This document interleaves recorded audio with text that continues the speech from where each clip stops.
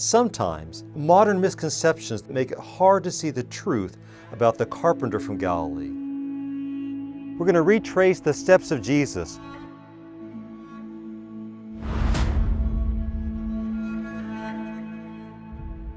And the source that will guide us on our travels into the past is the earliest account we have of the life of Jesus, the Gospel of Mark.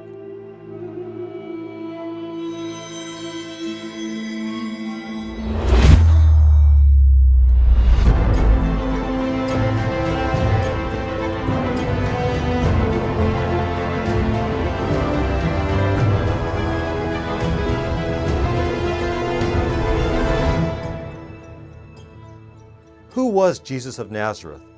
The man who, no matter what people say about him, has forever changed the world.